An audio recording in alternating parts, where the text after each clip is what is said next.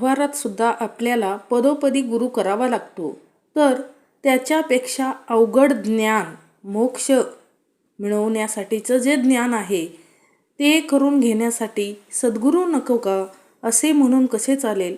प्रपंचात सुखदुःख झाले, समाधान मिळाले नाही, तर मग खरे सुख कोठे आहे आणि ते मला कोण दाखवील? अशी ज्याला तळमळ लागेल तोच सद्गुरू करील. मला कळत नाही असे ज्याला वाटेल तोच सद्गुरू करील. मी रामराम म्हणतो, वाईट मार्गाने जात नाही, मग सद्गुरू कशाला हवा असे काही जण म्हणतात.